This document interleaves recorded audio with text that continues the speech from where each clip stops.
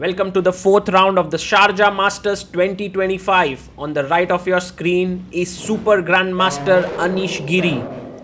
And on the left of your screen is Ivan Zemlyanskii. Now, this is the first time I'm hearing about this youngster. And he is 2010 born. Can you believe it? He's just 14 years old. And he's already rated 2563, so an immense talent. He goes for the Italian opening here against Anish, who is one of the big experts in the Italian. Very interested to see how this battle pans out. Anish facing all these young talents, he goes bishop e7. Doesn't go for the main line with bishop c5. I believe his idea is to try and play something slightly offbeat in order to put his opponent under pressure. For Ivan, this is a great opportunity to play one of the best players in the world of chess. He pushes his pawn to a4, gaining space on the queen side, making some space for his bishop to go to a2. And now the bishop comes out to e6, offering a trade of bishops here.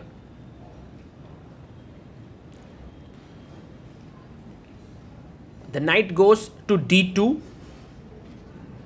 The knight defends the bishop. And Anish now maybe will short castle, maybe queen d7 to protect his bishop on e6. He goes short castles. And Ivan very quick, plays rook e1. Look at the time on his clock, 1 hour 33 minutes, playing fast, putting pressure on Anish. And Anish takes some time, pushes his pawn to h6. A useful move, stopping knight g5 ideas. Later, even the bishop g5 ideas are prevented. b3. An interesting move by Ivan. Maybe he wants to get his bishop here. Maybe he wants to play this bishop here. Not so sure what his idea is. Knight to h7. And Anish is angling for the f5 break in the center after defending this bishop or trading it out. Pawn to h3 played. A useful move in the position. Wondering to see what Anish comes up with next. He brings his knight to g5, offering a trade of knights. If you trade the knights, bishop g5, the bishop is on a good diagonal. It looks pretty good here for black. And Ivan brings his knight to f1. Now looking with his bishop and knight on the g5 square. Anish is a bit confused here. He's thinking about why is it so surprising for Anish? Well, he takes on f3. Queen comes out to f3. And what should be the next idea here? Should you go knight to d4, attacking the queen? No, he goes bishop g5, and a very smart move, by the way, because black pawns are here on the dark squares. He wants to trade the dark squared bishop, but look at Ivan. He's played bishop b2 very quickly. But his time has come down to 1 hour 7 minutes. Anish goes queen to e7. And maybe next idea is to play f5 in this position. Knight to g3. Looking to get there with the knight on the f5 square. But maybe now Anish plays g6, stopping the knight from jumping to f5.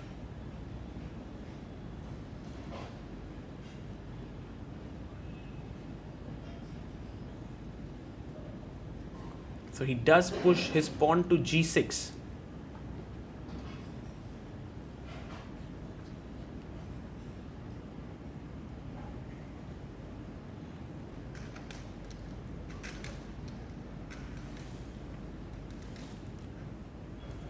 And the bishop comes out to c3.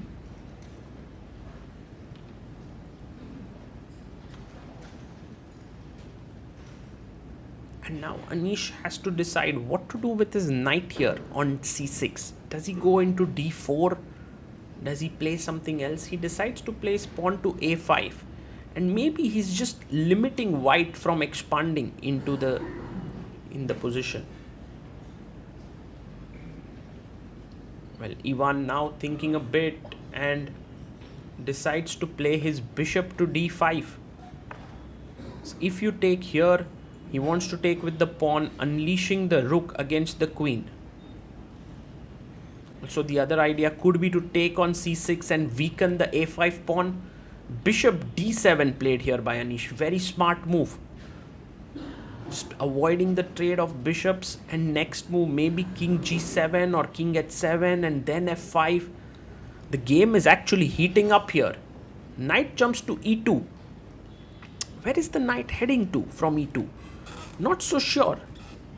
And not very ideal. I think king h7 with f5 looks like a strong idea here. But Anish goes queen f6. He's kind of trading the queens here. Offering a trade of queens.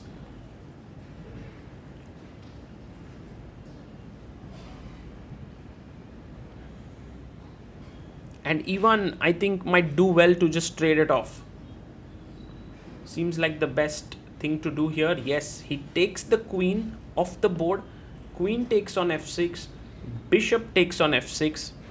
And now there's a very interesting move that white has, which is f4. Because if e takes f4, there is bishop takes f6 possible.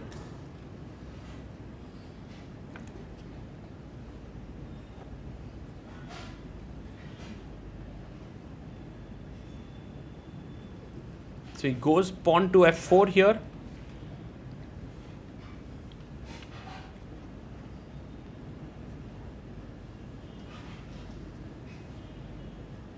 And bishop goes to g7. He drops his bishop back.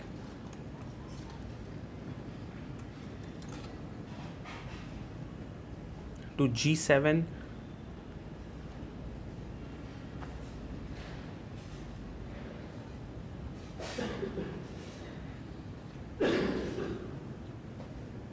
He takes on e5.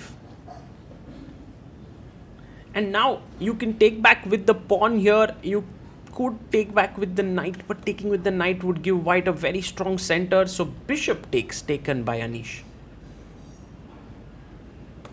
And let's see now what Ivan does. He could be very, very ambitious here and push his pawn to d4. And he does it. Pawn to d4 is on the board. And Anish quietly drops his bishop back to g7. Okay, exciting structure now. You can see the e4 and d4 pawns are very strong, but they could even become targets. And time-wise, Anish is holding well. 47 minutes. 43 minutes for Ivan. Brings his rook into the center. Overprotects his d4 pawn.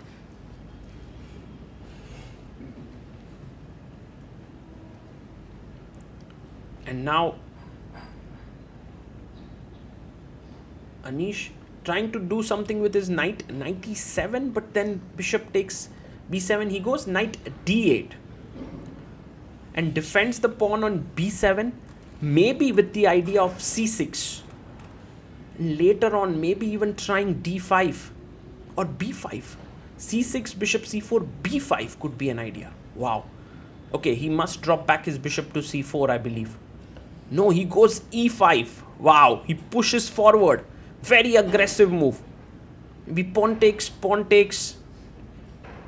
bishop e6 could be one plan.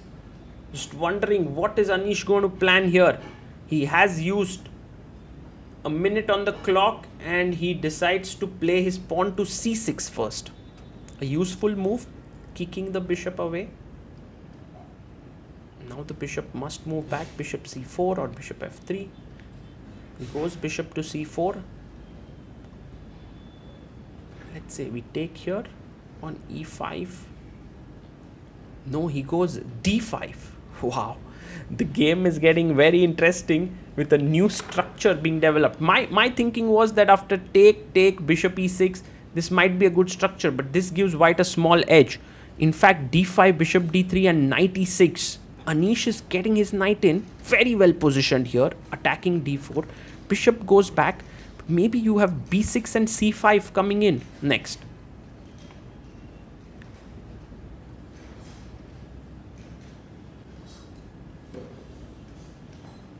And bishop b2, Anish thinking, and with 4 minutes taken, he pushes his pawn to b5. That's a nice little move there. And if you take here, there is an opportunity to create an outside passer with a4. And Ivan now pushes his, takes here, takes on b5 and pushes his pawn to c4. Very, very ambitious move, by the way. But this is actually very risky as well. And you can see Anish now adjusting himself in the chair because he knows that this is a big opportunity for him to play for a win. He takes the pawn, pawn takes, and now this reminds me of the note boom variation in d4 where you have two outside passers. b4 here is an amazing move. Yes, he pushes forward b4. And if you push d5, the knight will jump to c5. So exactly what is Ivan's idea now? His central pawns do look scary, but aren't these queenside pawns even scarier? a4, a3 coming in. He goes bishop e4, quickly presses the clock. He's unhappy somehow. I don't know, maybe he didn't calculate it through. Now rook ac8. Yes, he plays his rook to c8, attacking the pawn here on c4.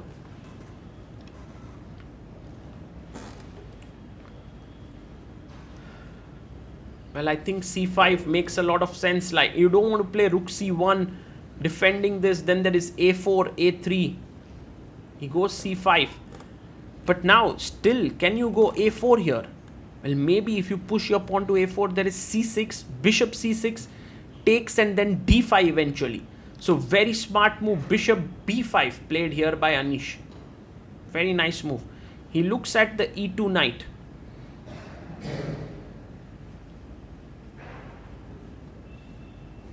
Knight goes to g3.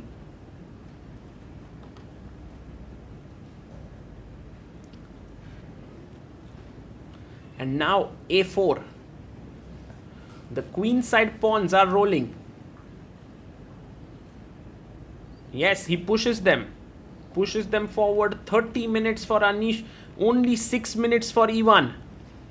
Unfortunately, he was too ambitious with that move c4, and now he's facing the issues here. He brings his bishop back to c2. But I wonder how that helps, because you can push b3. You can also push a3. I think pushing pawn to a3 is the most accurate. So if you push pawn to b3, then bishop b1, it becomes a little difficult to push these pawns. He finds a3. Anish is in his element here. He's finding all the best moves, and that too very quickly. I think one of the things that Anish has come with in this tournament, by the way, bishop c4, very strong move, stopping d5 ideas, also pushing b3, is he's not doubting his intentions. He's playing quick. And there you see again, bishop c4. And you need to stop b3, otherwise it's just killing b3, b2. So maybe rook b1 you can play, but then there's rook b8 to again push b3. So rook to b1. He goes rook b8.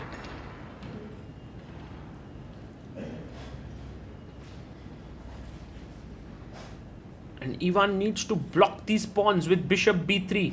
Otherwise, these pawns are just running down the board. Yes, bishop b3 on the board. And now a very, very important moment. You take here. It's important because a2, I'll just sacrifice an exchange here with bishop c4.